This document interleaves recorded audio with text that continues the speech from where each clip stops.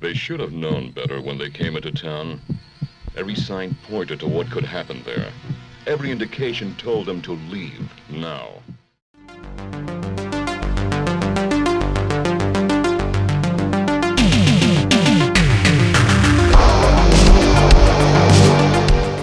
We are talking Midnight, a 1982 movie directed and written by John A. Russo, who also co-created the Night of the Living Dead.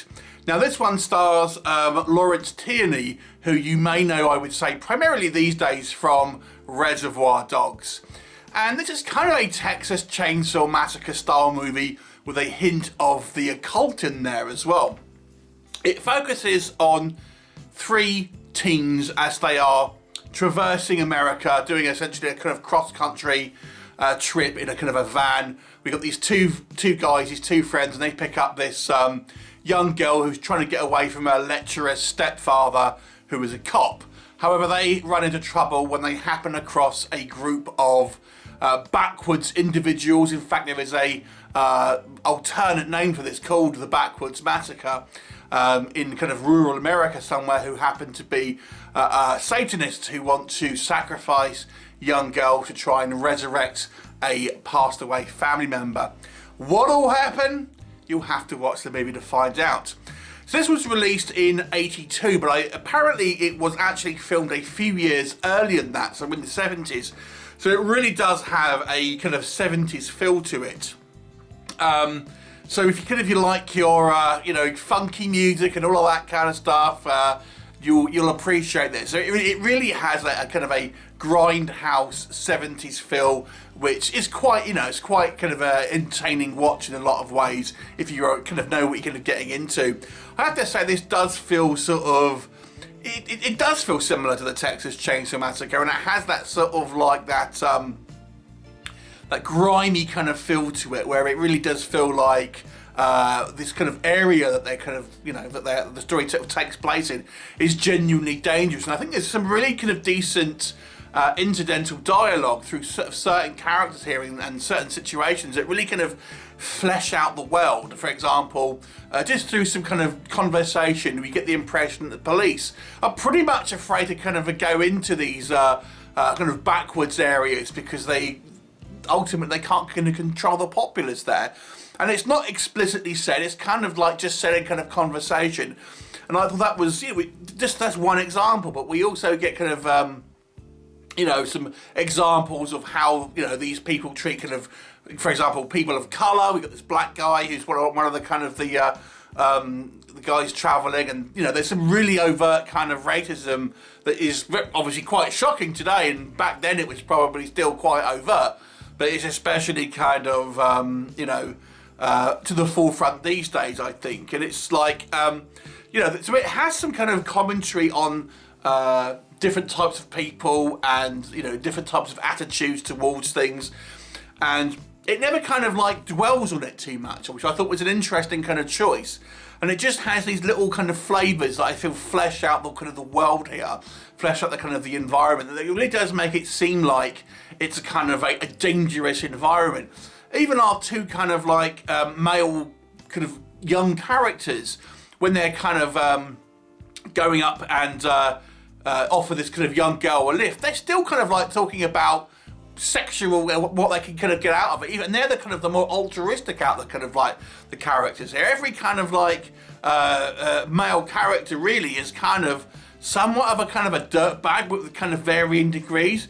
And the stepfather as well, I don't want to spoil anything necessarily, but he's kind of, we see him at the beginning of the movie as portrayed as a sexual predator towards his kind of stepdaughter, but he's actually kind of given a somewhat layered kind of character arc towards kind of the end of the film, which kind of makes it not so kind of like so black and white.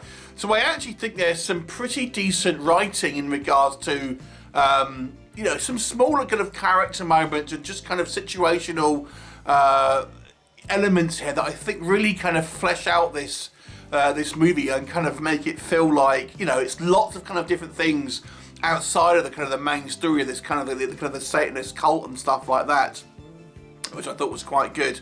And then I've got to say as well, the way this movie is filmed, like I've said, it has this kind of grindhouse feel. I think the location shooting here is pretty good. Really kind of making you feel like this is a really kind of out of the way area. Lots of kind of natural environments, giving you the sense of isolation when our kind of characters they can't get any help from anywhere. Things like this. All good stuff. All good stuff. The actual satanic stuff as well is interesting. There's some quite kind of like interesting kind of characters involved in that, so what I'll kind of say. And we have a variety of different types of personalities with this kind of little Satanist kind of family as well. And there's kind of a reveal about what they're trying to achieve, which I thought was quite well handled. And the movie generally, I would say, has a fairly interesting kind of premise. And I think, I'm going to compare this in a way to Star Wars, which might sound like a weird comparison, just because it has that kind of lived-in feel with all these kind of little extra elements that kind of, I think, flesh out the kind of the environment and the world here. So there's lots of kind of things that are going on, and kind of we get little bits of information about very kind of minor roles and things. I think really gives it this kind of world-weary kind of lived-in feel. Very much one of the kind of like the key elements that I think makes the original Star Wars movie work. Okay, what doesn't work? So the movie is relatively kind of low budget, and it's very choppily made. Apparently, the studio wanted cuts to the movie and the ending kind of redone, and it's very clunkily handled, I have to say. So there are elements here that feel like it's somewhat kind of slapped together. It also doesn't really benefit from particularly kind of good acting, if I'm honest. So there are some kind of performances here that seem a little bit hokey, and shall we just kind of say that? Apparently it used local actors when they were filming it, and thus doesn't have a huge amount of experience outside of a couple of kind of notable exceptions. So the kind of the acting's a little bit of a mixed bag. The effects work is fairly minimal, to be honest, and the effects work was by Tom Savini, but it's not all that kind of impressive, to be honest with you, and there's not a lot of it. And the story does meander, if we're being quite frank. I mean, the actual story of the kind of like this satanic kind of cult, it doesn't really kind of get going until over kind of the halfway part through the movie. And as such, although there's some interesting characters involved in that, I feel they're a little bit underdeveloped at the same time. And before that, we get to our kind of like the first half of the movie, it does flounder somewhat in a kind of a narrative sense. I mean, I know obviously this being made in the 70s, that was kind of the slower burn movies were more sort of like, around in that kind of area, which is I will take that in consideration. But the movie does still kind of like takes a while to find its feet, and ultimately becomes a little bit meandering at times. Overall, I think this is an interesting movie. I don't think it's necessarily a fantastic movie. It kind of falls in somewhat of an average film to me. And I think the strength of this movie, to me at least, was just the kind of the little things that kind of added to the film. Because I didn't think the actual main story was all that, necessarily special.